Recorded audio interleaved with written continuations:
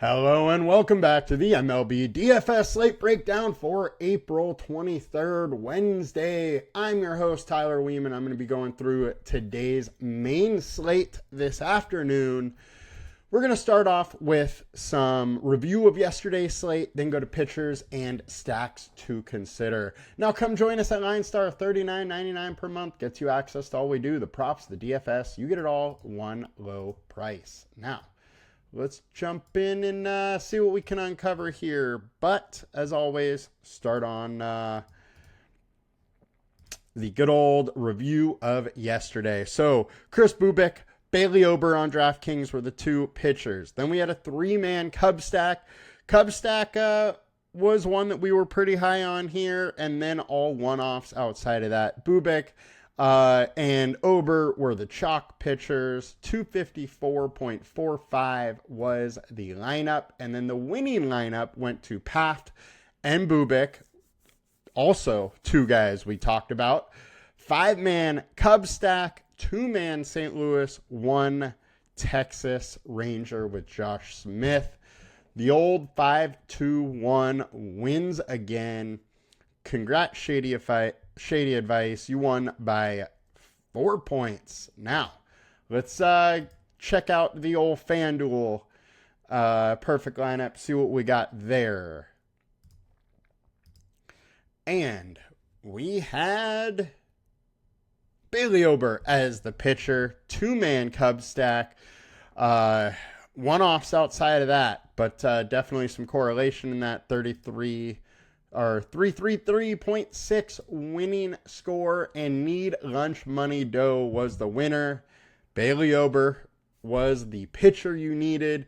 Interesting enough that Bubic also put up 43. He probably was the pitcher you needed if the bullpen didn't blow it for the Royals. But because he couldn't get the win, it did go to Ober. Then lineup-wise, we had a classic 4-4. Rangers, Cubs, 4-4 stack, got it done. Congrats to Need Lunch Money, and let's get into the slate. So we got 10 games on FanDuel. We got, I think we have 8 games on both. 10 on FanDuel.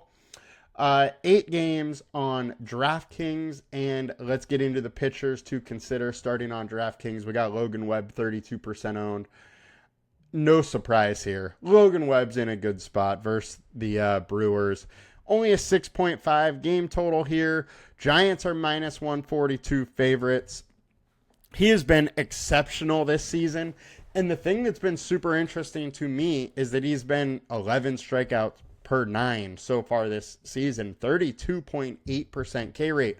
While I don't think that is sustainable because he's at a 22.7 K rate for over his last 20, he's bringing the heat right now, and he's really pitching pretty well. StatCast data is fine. Milwaukee does hit righties fairly well, though, and they're not a lineup you generally really want to focus on. But Webb has done very well versus them. They're hitting 200 in the last 25 at-bats, hitting 179 in the last 31. ISO is hard, though, so they have hit him hard when they make contact, but have struggled to make contact about 25.2% combined K rate. I'm fine to go there. Next, we got David Festa, 8.8K, 27% owned. He's in a great spot versus the White Sox. So let me say that first. I do have some worry about him being one of the highest owned guys, and at 8,800, and because 64 pitches his first time out, 76 his next time out. The most he's gone is 4.2. I think it's going to be hard for him to get into, say, inning 6. Now, if he does, he has the upside to warrant this price and the ownership in this matchup, but I do have worries about that. Wind is blowing out. White Sox have been terrible. I think he's going a little over-owned for his situation, but I don't mind a little bit of him. Next, we got Michael Lorenzen, 7,300, 26% owned versus the Rockies, who are awful, especially the Rockies away. fine to go pick on the Rockies here. Lorenzen, 4.47 FIP over his last 20, 3.91 over his last 5. He does lack strikeout upside, but Rockies will do their part here and strike out 31%. 24% combined K rate, 7,300 is a little bit interesting to me when they're not a very good team. I'm fine with some Lorenzen. Next, we got Freddie Peralta, 9.8K, 26% owned. Look, 6.5 game total.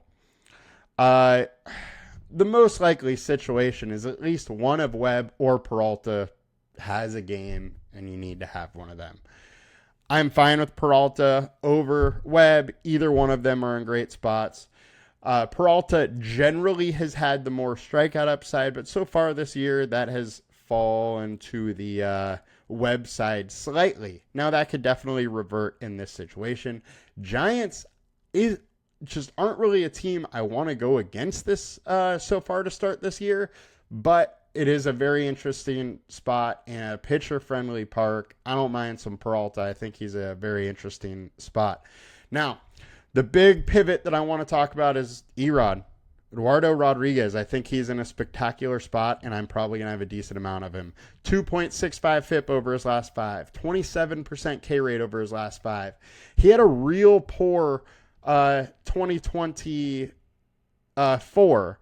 So the last 20 data is, a little questionable. I think he is reverting more into who he was in 2023 than his injury-riddled 2024 where he never fully got it going. He did start to get it going a little bit towards the end of last year, but he started off running this year, and I like the spot for him. And then the Tampa Bay Rays, they haven't been good versus lefties. 231 FIP over the average over the last 150 with a low ISO over the last 20, 207, low ISO. They're not striking out a ton, but I like the spot. I don't mind some Erod here. Outside of that, I don't really love any of the other pivots. I can shout out Matthew Boyd because I think he could be a leverage play a little bit. He's been solid. 3.26 FIP over his last 20 and 3.46 over his last 5. The issue with him is it's not like a huge strikeout upside here, and it's versus the Dodgers. So there's a very slim margin for error here, but he is a good enough pitcher to get it done. And the wind is going across the diamond today, so it's not going to help that ball fly quite as much. But 70 degrees definitely does help in Chicago. So if I get a little bit of him, I'm okay with it, but definitely not going to go hard and not totally shying away from him. I do like him a little. Now let's get over to FanDuel. High-owned pitchers over here. We got Logan Webb. David Festa for me on FanDuel's probably, I'm going to let the field have him. I just don't think he completes 6 innings. And if that's the case, without that quality start, I think it's going to be hard for him to be in that perfect lineup. Peralta, Erod, like both of them. Fine with a little bit of Lorenzen. And then after that, I'm probably not getting too wild here. Sugano had a game last time out, but his strikeout upside just isn't quite where I need it, so I can't really go there. Taj Bradley is one we haven't talked about. He does have the upside we want, but in a very tough spot versus Arizona, who has been crushing righties, and he's been worse when away. So not the best spot for him. So let's get over to some stacks before we can round this out and see what we got here. So our highest owned stacks of the day, Minnesota and KC. Both these were relatively high owned yesterday. KC has really, really struggled to get their offense going yesterday. I don't mind a little bit of them against Marquez. The bullpen behind him is poor, but I do think they're going a little bit over owned. Now, 78% isn't like I'm going to totally fade them just because they're high owned, but I'm probably not going to have quite as much of them because they're high owned.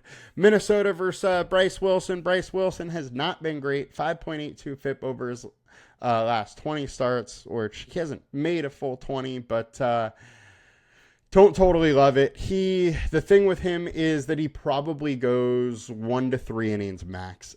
And The bullpen behind him isn't great. Minnesota makes some sense, but they're another offense that hasn't really got it clicking. Don't really want to chase high ownership on teams that haven't really been clicking offensively yet. Next, we got the Cubs and the Dodgers. Not totally sure who we're going to see for the Dodgers out of the pitchers yet, but hey, the Cubs have had the Dodgers number to start this year. What do they do? So they 1 run, 3 runs, 0, but then 16, 4, and 11 in that last game. So it's been a little interesting. Not totally sure which way it's going to go here, but there's definitely a potential for some big games out of the Cubs. I don't mind a little bit of them. On the Dodgers side versus Matthew Boyd, don't love the matchup, but this Dodger offense is too good not to consider them a little bit. And high value matchup, Texas versus JP Sears. Makes a ton of sense for me. Sears is meh at best, and if you can get to the middle relief, you can really get to that A's bullpen. They're, end of game guys are lights out for the bullpen, but not the middle relief. So you will need to get Sears out early. Colorado versus Lorenzen. I just can't really go too much Colorado with how anemic their offense have been. I don't mind a little bit though. High ceiling play, we got Cubs. High leverage play, we got Cubs.